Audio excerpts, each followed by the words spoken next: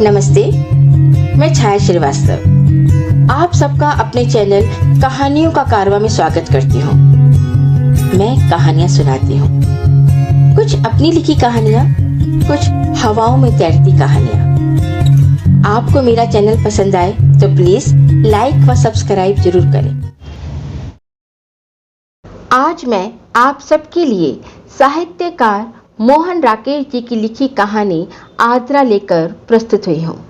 तो चलिए सुनते हैं कहानी आद्रा। बच्चन को थोड़ी ऊंघ आ गई थी, पर खटका सुनकर वह चौंक गई। इरावती ड्योढ़ी का दरवाजा खोल रही थी। चपरासी गणेशन आ गया था। इसका मतलब था कि 6 बज चुके थे। बच्चन के शरीर में ऊब और झुंझलाहट की झुरझुरी भर गई। बिन्नी न रात को घर आया था, न सुबह से अब तक उसने दर्शन दिए थे। इस लड़की की वजह से ही वह यहाँ परदेश में पड़ी थी, जहाँ न कोई उसकी जबान समझता था, न वह किसी की जबान समझती थी। एक इरावती थी जिससे वह टूटी फूटी हिंदी में बात कर लेती थी। हालांकि उसकी पंजाबी हिंदी और इरावती की कोंकणी हिंदी में जमीन आसमान का फर्क था। जब इरावती भी उसकी सीधे साधे शब्दों में कहीं साधारण सी बात को न समझ पाती तो बुरी तरह विवशता के खेत से दब जाती। और इस लड़के को रत्ती चिंता नहीं थी कि माँ किस मुश्किल से दिन काटती है और किस बेसब्री से इसका इंतजार करती है। मन में आया तो घर आ गए, नहीं तो जहाँ हुआ वहीं पड़े रहे। एक मादा सुअर अपने 6 बच्चों के साथ, जो अभी 9-9 इंच से बड़े नहीं हुए थे, कुएं की तरफ से आ रही थी। दूध के बुढ़े पेड़ के पास पहुंचकर उसने हफ हफ करते हुए 3-4 बार नाली को सूंघा और फिर पेड़ के नीचे कीचड़ में लौटने लगी। उसके नन्हे आत्म उसके उठने की राह देखते हुए वहीं आसपास मंडराते रहे। दिन भर गली में यही सिलसिला चलता था। आसपास के सभी घरों ने सुअर पाल रखे थे। उस बस्ती में लोगों के 2 ही धंधे थे, सुअर पालना और नाजायज शराब निकालना। कि दोनों चीजें उनके रोज के खान पान में शामिल थी। बस्ती सांता क्रूज हवाई अड्डे से कुल आधा मील के फासले पर थी, पर पुलिस की आंख वहां नहीं पहुंचती थी। मोनिका का बाप जेका गली में ही भट्टी लगाता था। वह गली का सबसे बड़ा पियक्कड़ था और अक्सर पीकर गाता हुआ गली में चक्कर लगाया करता था। Oh that I had wings of angels here to spread and heavenward fly। उस वक्त भी वह रोज की तरह कुएं के मोड़ के पास से लड़खड़ाता हुआ आ रहा था।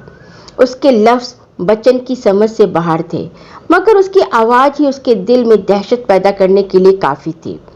Oh that I had wings of angels here to spread and heavenward fly। I would seek the gates of Zion for beyond starry sky। Ho ho ho ho।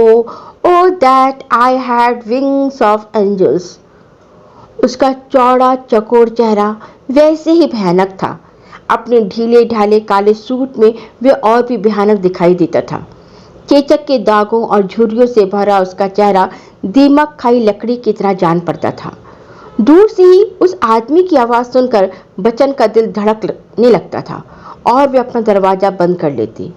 उसने कितनी बार बिन्नी से कहा था कि वह इस बस्ती से मकान बदल ले, मगर वह बार बार ये कहकर टाल देता कि मुंबई की और किसी बस्ती में 20 रुपए महीने में मकान नहीं मिल सकता। बच्चन डर के मारे बिन्नी के आने तक लालटेन की लौ भी ज्यादा ऊंची नहीं करती थी। अंधेरा बहुत बोझिल महसूस होता था, मगर वह मन मारे बैठी रहती थी। लालटेन की चिमनी नीचे से आधी काली हो गई थी। बच्चन को उसे साफ करने का उत्साह नहीं हुआ। अंधेरा होने लगा तो उसने जैसे फर्ज पूरा करने के लिए उसे जला दिया और एक अज्ञात देवता के सामने हाथ जोड़ने की प्रक्रिया पूरी करके घुटनों पर बाहें रखे वहीं बैठी रही। सामने मोड़े के नीचे लाली का काट रखा था।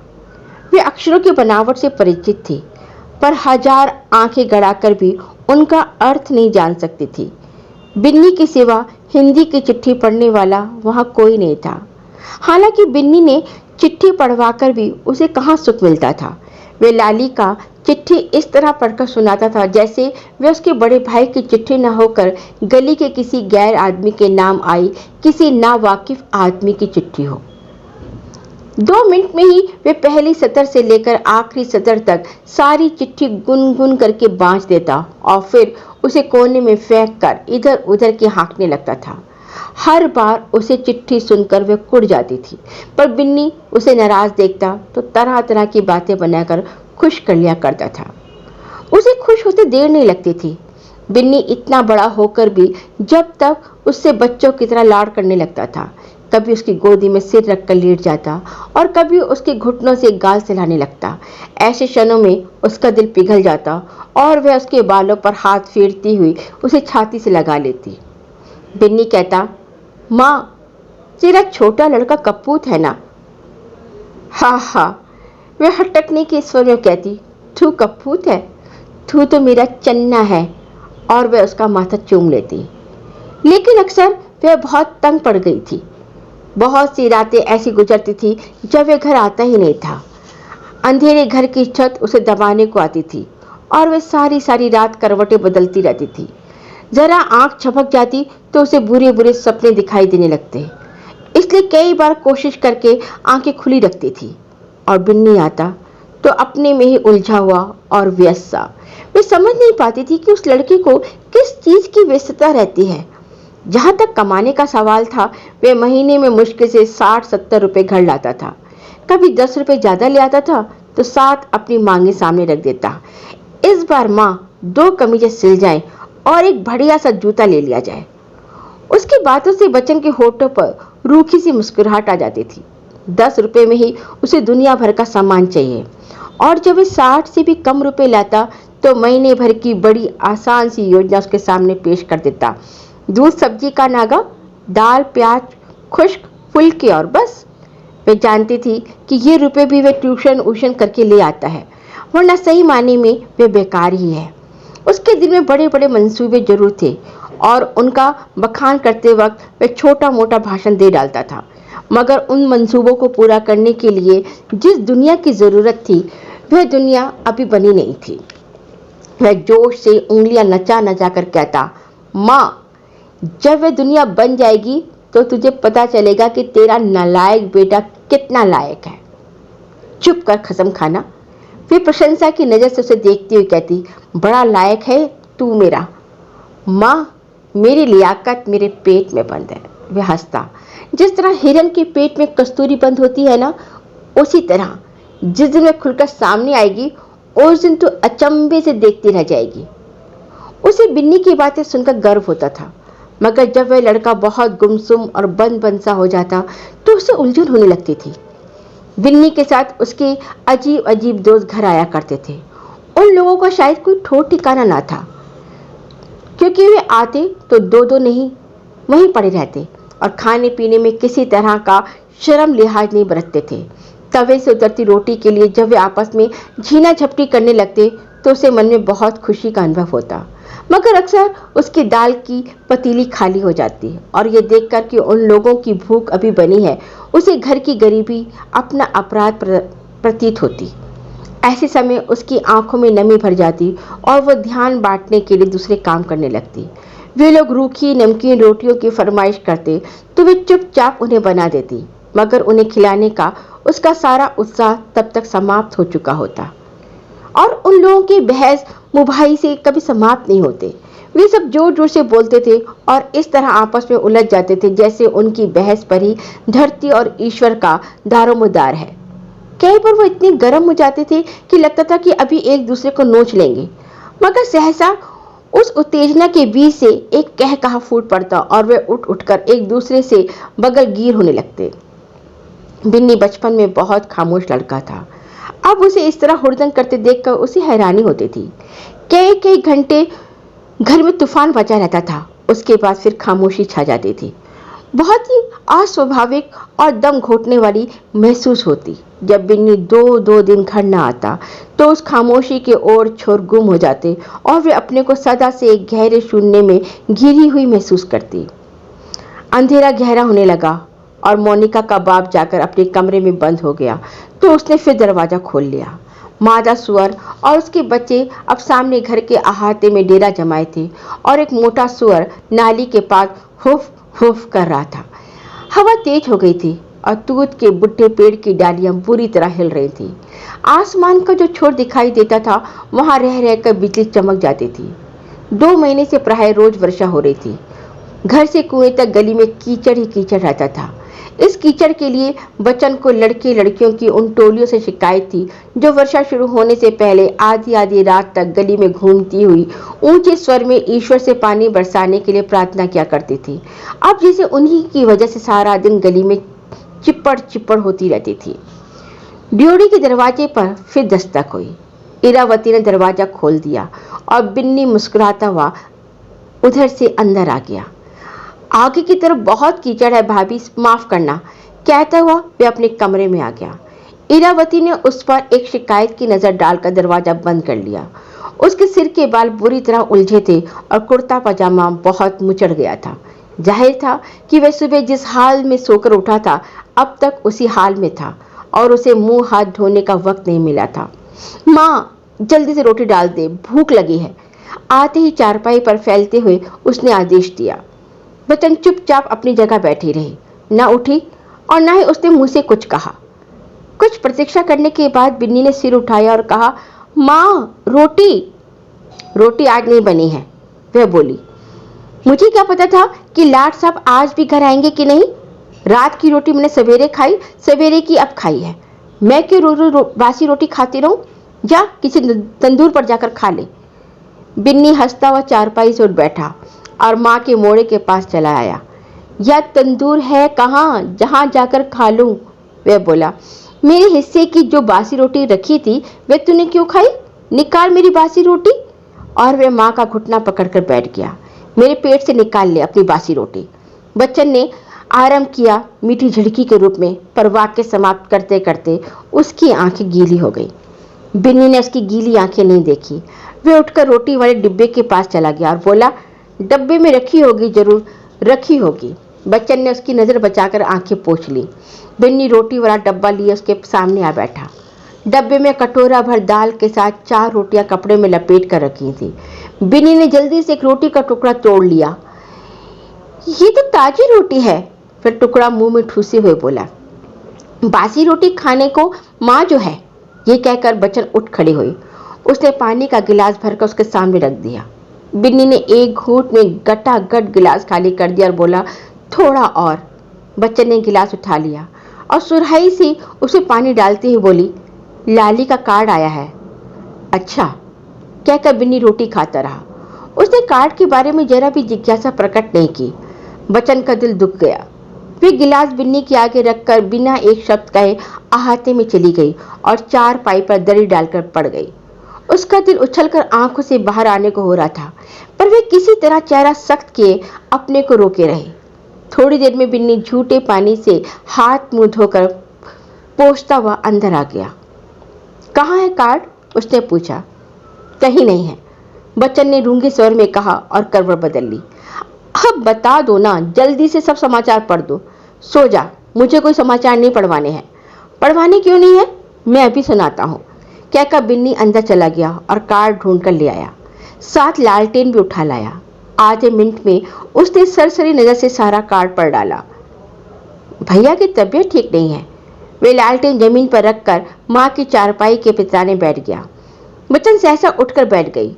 बिन्नी ने गुनगुन करके पहले टेढ़ी पंक्ति पढ़ी और फिर उसे सुनाने लगा। लाली ने लिखा था कि उसका ब्लड प्रेशर फिर बढ़ गया था। डॉक्टर ने उसे आराम करने की सलाह दी है। कुसुम की तबीयत अब ठीक है और उसका रंग भी लाली पर आ रहा है। उन्होंने मकान बदल लिया है क्योंकि पहला मकान हवादार नहीं था और बच्चों को वहाँ से स्कूल जाने में भी दिक्कत होती थी। अब दिवाली पास आ रही है, इसलिए बच्चे दादी माँ को बहुत याद करते हैं। उसे गए 6 महीने से ऊपर हो गए हैं, इसलिए हो सके तो दिवाली के दिनों में आकर मिल जाए। इसके बाद सबकी नमस्ते है, कहकर बिन्नी ने कार्ड रख दिया। ये नहीं लिखा कि किस डॉक्टर का इलाज करा रहा है। तू जैसे वहाँ के सब डॉक्टरों को जानती है। बिन्नी ने बात अनायास कह दी थी, पर बच्चन का मन छिल गया। उसके चेहरे पर फिर कठिनता आ गई। मैं कल वहाँ चली जाती हूँ, उसने कहा। तू चली जाएगी तो मैं यहाँ अकेला कैसे रहूँगा? मेरी रोटी? बच्चन ने वितृष्णा से उसे देखा, जिसका मतलब था कि तेरी रोटी क्या उसकी जान से ज्यादा प्यारी? तू कौन घर की रोटी पर रहता है? मुंह से इतना ही कहा उसने। भैया का ब्लड प्रेशर कोई नई बीमारी तो है नहीं, बिन्नी फिर कहने लगा। तू ये बातें रहने दे, मैं कल यहां से जा रही हूं। बच्चन ने उसकी बात को बीच में काट दिया। कुछ क्षण दोनों खामोश रहे, फिर बिन्नी अच्छा कहकर उसके पास से उठ गया। अगले दिन सुबह वे अभी थोड़ी देर में आता हूं कहकर घर से चला गया और दोपहर तक लौट कर नहीं आया। बच्चन का किसी काम में मन नहीं लग रहा था, फिर भी उसने किसी तरह खाना बनाया और घर के सब छोटे मोटे काम पूरे किए। बिन्नी की 4-5 कमीजें लेकर उनके टूटे बटन भी लगा दिए, फिर अपनी दरी और कपड़े एक जगह इकट्ठे कर दिए कि तय नहीं था कि वह उस दिन वहां से जाएगी या नहीं। बिन्नी सुबह उसे निश्चित होकर कुछ बताकर नहीं गया था। संभव था कि वह रात तक घर आए या नहीं। रात को भी उसके आने का भरोसा नहीं था। ये भी डर था कि बिन्नी के पास किराए लायक पैसे शायद हो ही नहीं। उस दिन महीने की 19 तारीख थी और 19 तारीख को बिन्नी के पास पैसे कब रहते थे। उस हालत में उसे 3-4 तारीख तक जाना टालना पड़ेगा। वह ये भी नहीं जानती थी कि दिवाली इस बार किस तारीख को पड़ेगी। फिर सोचने लगी कि इस बीच लाली की तबीयत और ज्यादा खराब हो गई तो उसे काफी ज्यादा तकलीफ होगी, जो उसने चिट्ठी में लिखा है। नहीं, वे चिट्ठी में कभी ना लिखता। ऐसे में वे 15-20 दिन वहां से ना जा सकी तो। तभी बिन्नी आ गया। उसके साथ उसका लंबे बालों वाला दोस्त शशि भी था, जिसकी गर्दन बात करते हुए तोते की तरह हिलती थी। वह उसकी दाल का सबसे बड़ा प्रशंसक था। आते ही दाल की फरमाइश करता था। हमेशा की तरह वे गली से ऊंची आवाज में बात करते हुए आए। मैं तेरा टिकट ले आया हूं, बिन्नी ने आते ही कहा। मंगलवाड़ी से शशि को साथ लिया और वहीं से टिकट भी ले लिया। पर तू तो अभी तैयार ही नहीं हुई। तैयार क्या होती? तुम उसे कहकर गया था। जब रात को तय हो गया था तो सुबह कहने की क्या जरूरत थी? अच्छा, अब जल्दी से तैयार हो जा, गाड़ी में 2 घंटे हैं। तेरे लिए नकद 20 खर्च करके आया हूं, वे भी उधार के। बच्चन को बुरा लगा कि वह बाहर के आदमी के सामने ऐसी बातें क्यों कर रहा है। क्या वह नहीं जानती थी कि टिकट के लिए उसे रुपए उधार लेने पड़े होंगे? वे कब चाहती थी कि उसकी वजह से उस पर उधार चढ़े। वह उसे कह देता तो वे 12-14 दिन बाद चली जाती। वे कुछ न कहकर अपने कपड़े दरी में लपेटने लगी। हट मां, तुझे बिस्तर बांधना आता भी है? बिन्नी आगे बढ़ गया। उल्टी सीधी रस्सी बांधेगी और फिर कहीं से बिस्तर का मोटा कर देगी, कहीं से पतला। हट जा, मैं अभी 1 मिनट में बांध देता हूँ। ऐसा बिस्तर बंधेगा कि वहां पहुंचकर कि तेरा खोलने का जी नहीं करेगा। तू रोटी खा ले, मैं बिस्तर बांध देती हूँ। बच्चन की आंखें भर आई। रोटी खाने वाला आदमी मैं साथ लाया हूँ। वे माँ की लपेटी कपड़ों को फिर से फैलाता हुआ बोला। ये इसलिए आया है कि तू चली जाएगी तो तेरे हाथ की दाल फिर इसे कहाँ मिलेगी? बच्चन की गीली आंखों में हल्की मुस्कुराहट भर गई। इसे भी खिला दे, वह बोली। मैं अभी 2 फुलके और बना देती हूँ। और बनाने की जरूरत नहीं, जो बने हैं वही खा लेंगे। पहले मैं खा लूं, फिर जो बचे वो इसे दे देना, कहकर शशि गर्दन उठाकर हंस दिया। बिन्नी बिस्तर बांधता रहा। वह उन दोनों के लिए रोटी डालकर ले आई। तैयार। बिन्नी ने हाथ झाड़े और शशि के साथ खाना खाने में जुट गया। माँ, अपने लिए रोटी रख लेना और जितनी बचे वह सब हमें ला देना, शशि दांत सुड़कता हुआ बोला। वे दोनों खा चुके तो बच्चन ने जल्दी से बर्तन समेट दिए। अब माँ, तू भी जल्दी से खा ले, बिन्नी ने कुल्ला करके हाथ पोंछते हुए कहा। मैंने खा लिया है। कब खा ली? बिन्नी ने पास जाकर उसके कंधे पकड़ लिए। तेरे आने से पहले। झूठी। सच, मैंने खा ली है। आगे तो कभी इतनी जल्दी नहीं खाती। आज खा ली है। घर से जाना था ना? तुम दोनों तो भूखे नहीं रहे, 1/4 भूखे रह गए। शशि ने डकार लेकर तौलिए से मुंह पोंछा और उसे खूंटे पर टांगकर हंसने लगा। स्टेशन पर उसे गाड़ी में बिठाकर वे दोनों प्लेटफॉर्म पर टहलते रहे। रात को भी उसे ठीक से नहीं खाया था, इसलिए भूख के मारे उसका सिर चकरा रहा था। वे जानती थी कि बिन्नी को पता है उसने कुछ नहीं खाया, इसलिए उसके मना करने पर भी वे आधा दर्जन केले लेकर रख गया। वह एक बार कह चुकी थी कि उसे भूख नहीं है, इसलिए केले वैसे ही रखे थे। बिन्नी हट से कहता तो वे खा लेती, मगर बिन्नी और शशि टहलते हुए दूर चले गए थे। शायद अब भी उनमें बहस चल रही थी। उसकी समझ में नहीं आता था कि ये लोग इतनी बहस क्यों करते हैं। हर वक्त बहस बहस बहस। बहस का कोई अंत भी होता है? जैसे सारी दुनिया के झगड़े इन्हीं को निपटाने हैं।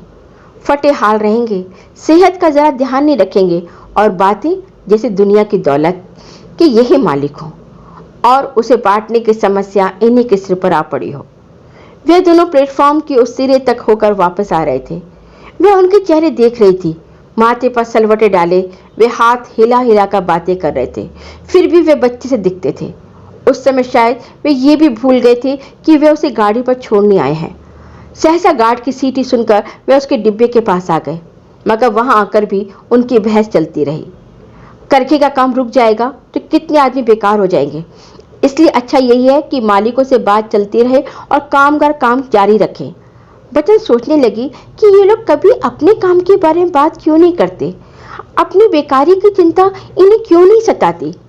गाड़ी चलने लगी तो बिन्नी को जैसे उसके पास होने का होश हुआ और उसका हाथ पकड़कर उसने कहा, अच्छा माँ।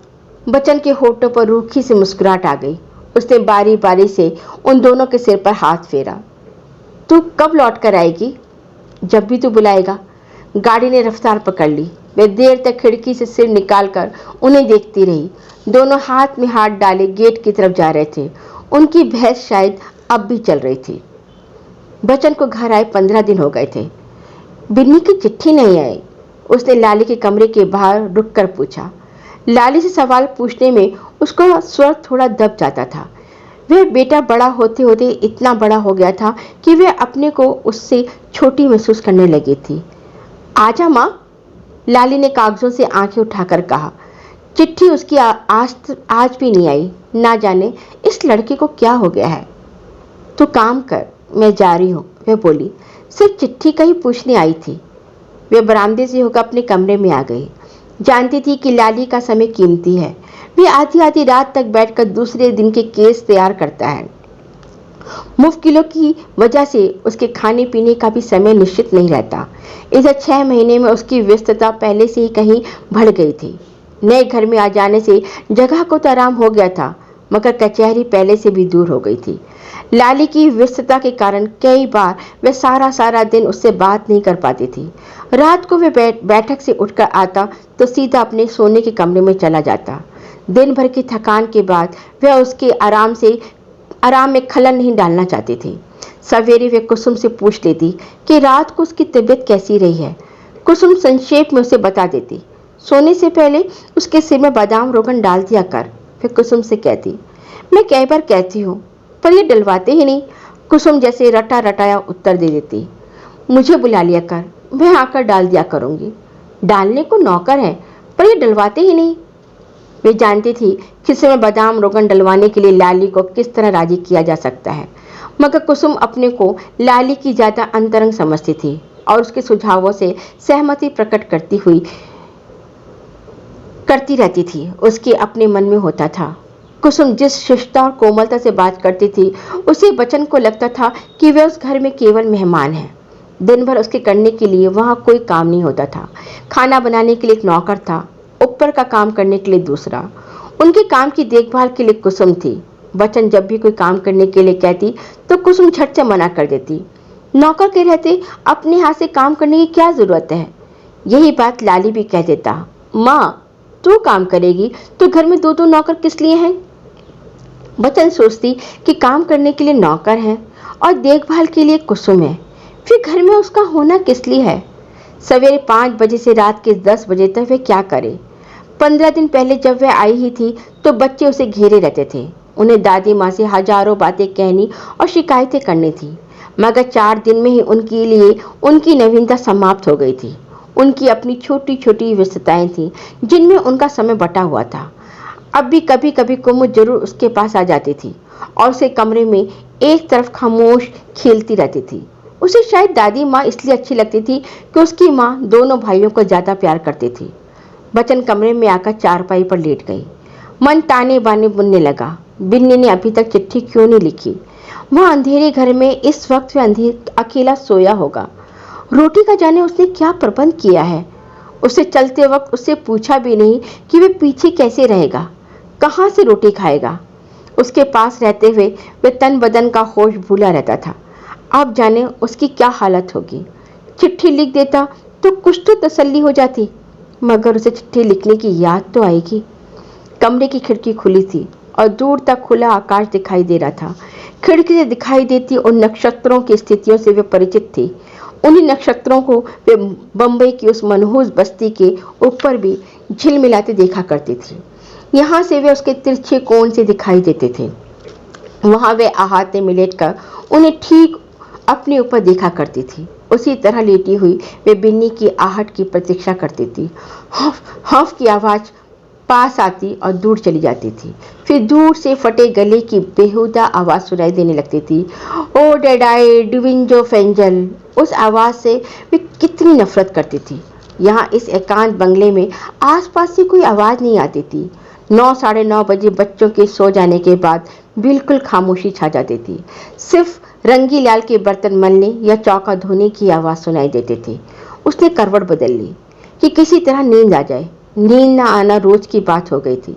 कहाँ 10 बजे से उसकी आंखों में नींद भर जाती थी और कहाँ अब 11, 12 और 1 घंटे गिनती रहती। जाने क्यों वह सोचती और करवटें बदलती रहती। रात को वो देर से सोई मगर सुबह जल्दी उठ गई। उठने पर उसका दिल रात से ज़्यादा अस्थिर और अशांत था। इतना बड़ा पहाड़ सा दिन और उसके बाद फिर वैसी ही रात। उस लंबे खालीपन की कल्पना से ही एक बड़ा शून्य उसके अंतर को घेरे था। आकाश में चिड़ियों के झुंड उड़ रहे थे। रसोई घर में रंगी स्टोव में हवा भर रहा था। उसे साहब के लिए बैटरी ले जानी थी। बम्बई में सुबह जब वह कमरे में बाल्टी रखकर नहा रही होती तो बिन्नी बाहर से चाय की मांग करने लगता था और इससे उसके भजन में बाधा पड़ती थी और उसे बहुत उलझन होती थी। मगर वह चुपचाप उसके लिए चाय बना देती थी। लेकिन आज उसे इस बात की उलझन हो रही थी कि उसका भजन में मन क्यों नहीं लगता। अब जबकि भजन के लिए पूरी सुविधा पूरा समय उसके पास था तो आसन पर बैठने से ही वे क्यों जी चुराती है। कुछ देर बरामदे में खड़ी होकर वह सूर्योदय के सुनहरे रंग को देखती रही। क्षितिज के कोने से दूसरे कोने तक झिलमिलाती नई धूप धीरे धीरे निखार पर आ रही थी। लगता था जैसे मिट्टी में बंद उजाला फूट कर बाहर आने के लिए संघर्ष कर रहा हो। धूप की भरती झलक से हर क्षण ऐसे ही आभास होता था। उसने बरामदे से उतरकर पूजा के लिए कुछ गेंदे के फूल चुन लिए और रसोई घर में चली गई। रंगी स्टोव से केतली उतारकर चायदानी में पानी डाल रहा था। उसने अपने आंचल के फूल आले में डाल दिए। रंगी ट्रे उठाकर चलने लगा तो उसने ट्रे उसके हाथ से ले ली। रहने दे, मैं ले जाती हूँ। और वह ट्रे लिए हुए लाली के कमरे की तरफ चल दी। माँ जी, आप रहने दीजिए, साहब मुझ पर नाराज होंगे, रंगी ने पीछे से संकोच के साथ कहा। इसमें उसके नाराज होने की क्या बात है? मैं तेरे कहने से थोड़ी ले जा रही हूँ। और वह थोड़ा खांस कर लाली के कमरे में चली गई। लाली कंबल ओढ़कर बिस्तर में बैठा था। कुसुम अभी सो रही थी। लाली के हाथ में कुछ कागज थे जिन्हें वे ध्यान से पढ़ रहा था। उसने ये नहीं देखा कि चाय लेकर माँ आई है। बच्चन ने ट्रे मेज पर रखी, प्याली में चाय बनाई और उसके पास ले गई। लाली ने जब चाय के लिए हाथ बढ़ाया तो उसने आश्चर्य से देखा कि प्याली लिए माँ खड़ी है। माँ, तू? उसने आश्चर्य के साथ कहा। बच्चन ने प्याली उसके हाथ में दे दी। उसने पहली बार ठीक से देखा कि लाली के बाल कनपटियों के पास से कितने सफ़ेद हो गए हैं। चश्मा उतार देने से उसकी आंखों के नीचे गहरे गड्ढे नजर आ रहे थे। लाली ने कागज रखकर चश्मा लगा लिया। रंगी और नारायण क्या कर रहे हैं? उसने पूछा। नारायण दूध लाने गया है, वह बोली। रंगी रसोई घर में है। तो उससे नहीं आया जाया गया क्या? तू सुबह सुबह उठकर चाय लाए, वाह, इससे अच्छा है मैं आप ही बनाकर पी लूं। तू जरूर बनाकर पी लेगा, जिसे ये नहीं पता कि दूध कौन सा है और चीनी कौन सी है। मैं थोड़ा हंस दी। तभी कुसुम करवट बदलकर उठ बैठी। माँ जी, आप? उसने भी आंखें मलते हुए उससे आश्चर्य के साथ कहा। फिर झट से कंबल उतारकर वे बिस्तर से निकल आई। आप रहने दीजिए, मैं बनाती हूँ। कुसुम दूसरी प्याली में चाय बनाने लगी। बनाकर प्याली उसने बच्चन की तरफ बढ़ा दी। मैं अभी नहाई नहीं, अभी से चाय पी लूँ। पी भी लो माँ, लाली बोला। कभी तो अपना धर्म कर्म छोड़ दिया कर। नहीं, मैं ऐसे नहीं पीती, तुम लोग पियो। कुसुम प्याली लेकर अपने बिस्तर पर चली गई। बच्चन लाली के पताने बैठ गई। लाली और कुसुम खामोश चाय पीते रहे। कमरे में हर चीज व्यवस्थित थी। अंगीठी पर नीले रंग का कपड़ा बिछा था जिस पर कुसुम ने सफेद डोरे से कढ़ाई की थी। वहीं एक तरफ अखरोट की लकड़ी का बना गौतम बुद्ध का बुस्त था और दूसरी तरफ हाथी दांत की हंसी की जोड़ी। संदूक पर गद्दे बिछाकर उन्हें लाल कपड़े से ढक दिया गया था। कोने में कुसुम की सिलाई की मशीन पड़ी थी और वहां पास ही लाली की अर्ध सिली कमीज के टुकड़े बंधे रखे थे। मेज पर छोटे से शेल्फ में लाली की कुछ किताबें पड़ी थी और वहां पास ही एक टेबल लैंप रखा था। दो कमरों के बीच के पर्दे पर भी कुसुम ने अपने हाथ से कढ़ाई कर रखी थी। उधर से करवटें बदलने की आवाज आ रही थी। बच्चों की भी नींद खुल गई थी। लाली ने चाय पीकर प्याली मेज पर रख दी। कुसुम एक क्षण नजर से उसकी तरफ देख रही थी। बच्चन वहां से उठ खड़े हुई। बस चल दी माँ, कहते कहते लाली ने कागज उठा लिए। हाँ, तू अपना काम कर, मैं जाकर नहा धो लूं। कोई खास बात तो नहीं थी? नहीं, बात कुछ नहीं थी। नौकर चाय ला रहा था, मैंने कहा मैं ले जाती हूँ। लाली की आंखें कागजों पर झुक गईं। कुसुम चाय के हल्के घूंट भर रही थी। बचन चलने के लिए तैयार होकर भी खड़ी रही। एक बात सोचती थी, वे कहने लगी। लाली ने कागज फिर रख दिए। हाँ हाँ, बता ना। इतने दिन हो गए, बिन्नी की चिट्ठी नहीं आई। मैं अब उससे कोई गिला नहीं करता। लाली कुछ चिड़े हुए स्वर में बोला। गफलत की भी एक हद होती है। इस लड़के का घर वालों से जैसे कोई रिश्ता ही नहीं। बचन चुप रही। यहाँ रहकर बीए कर लेता तो कुछ बना जाता, मगर हर बात में चलना तो उसे अपनी मर्जी है। अब साहब जिंदगी भर यहाँ वहाँ रहेंगे और आवारागर्दी किया करेंगे। बचन की आंखें भर आई। उसने कोशिश की कि आंसू आंखों में ही सूख जाएं, पर यह नहीं हुआ तो उसने पल्ले से आंखें पोंछ लीं। ये लड़का ना जाने कब अपना होश रखना सीखेगा। अपने शरीर की भी तो उसे फिक्र नहीं करता। वहां रहकर भी मैं ही जो उसे थोड़ा बहुत देख लेती हूँ सो देख लेती हूँ। कभी कभी सोचती हूँ वहां उसके पास ही रहूं तो ठीक है। और ये निर्णय सुनने के भाव से लाली की तरफ देखने लगी। लाली गंभीर हो गया, बोला कुछ नहीं। मैं कहती हूँ मेरी आंखों के सामने रहेगा तो मुझे पता चलता रहेगा कि क्या करता है क्या नहीं करता। बचन के स्वर में थोड़ी याचना भी आ गई। माँ जी का यहाँ दिल नहीं लगता। कुसुम ने प्याली रखते हुए पल भर लाली की आंखें उससे मिली रहीं। अभी तो माँ तू आई ही है, वह बोला। 15 दिन बाद दिवाली है। मेरा बच्चों को छोड़कर जाने का मन करता है। मैं तो वैसे ही बात कर रही थी। मैं फिर से चलने के लिए तैयार होकर बोली। पता नहीं रोटी भी ठीक से खाता है या नहीं। कुसुम उठकर रंगी को आवाज देती हुई बाहर चली गई। तू जाना ही चाहती है तो बात दूसरी है। लाली के चेहरे पर कुछ उकताहट सी आ गई। नहीं, जाने की बात नहीं है, मैं तो वैसे ही कह रही थी। वे बाहर की तरफ देखने लगी और फिर से आंसू न टपकने लगे। जाने का मन हो रहा है, चली जा, नहीं खामखा यहाँ चिंता से परेशान रहेगी। बचन कुछ पल खामोश रही। लाली अपनी उंगलियां मसलता रहा। किस गाड़ी से चली जाऊं? रात की गाड़ी ठीक रहती है, उसमें भीड़ कम होती है। तेरी तबीयत की मुझे फिक्र रहेगी। मेरी तबीयत अब ठीक ही है। तू चिट्ठी लिखता रहेगा ना? हाँ। मैं नहीं लिख सकूंगा तो कुसुम लिख देगी। अच्छा। रात को गाड़ी में उसे अच्छी तरह जगह मिल गई। जनाने डिब्बे में उसके अलावा 2 ही और सवारियां थीं। कुसुम नारायण को साथ लेकर उसे छोड़ने आई थी। लाली मुविक्किलों की वजह से नहीं आ पाया था। गाड़ी के चलने तक कुसुम उसके पास बैठकर उससे बातें करती रही। कहती रही कि दादी के पीछे बच्चे उदास हो जाएंगे, 3-4 दिन घर सूना सूना लगेगा और कि वे रास्ते के लिए खाना बनाकर साथ ले जाती तो अच्छा था। गाड़ी ने सीटी दी तो कुसुम प्लेटफॉर्म पर उतर गई। जाते चिट्ठी लिखिएगा, उसने कहा। तुम लाली की तबीयत का पता देती रहना, बचन ने कहा। सहसा उसे लाली के सफ़ेद बालों का ध्यान हुआ। रात को उसे देर देर तक मत पड़ने देना और उससे कहना कि दूसरे तीसरे दिन सिर में बादाम रोगन जरूर लड़वा लिया करे। कुसुम ने सिर हिला दिया। गाड़ी चलने लगी तो उसने हाथ जोड़ दिए। प्लेटफॉर्म पीछे रह गया तो बचन आकाश की तरफ देखने लगी। उसके मन में फिर एक शून्य सा भरने लगा। आकाश में फिर नक्षत्र चमक रहे थे। बच्चन स्थिर नजरों से उन्हें देखती रही। वे जहां जा रही थी उस घर का नक्शा धीरे धीरे उसकी आंखों के सामने उभरने लगा। नीची छत वाला टूटा फूटा कमरा, मादा सुअर और उसकी बच्चों की हाँफ हाँफ और कुएं की तरफ से आती मोटी भद्दी फटी सी आवाज, ओ डैडाई डिविंजो फेंजल। अंधेरा, एकांत, बिन्नी, शशि और उसके दोस्त भैंसे और दाल रोटी के लिए उन लोगों का झीना झपटी। उसकी आंखें भर आईं। आकाश में चमकते नक्षत्र धुंधले पड़ गए। आंखें पोंछ ली, नक्षत्र फिर चमकने लगे। धन्यवाद। तो कैसी लगी आपको मोहन राकेश जी की कहानी? आपके कमेंट्स का मुझे इंतज़ार रहेगा।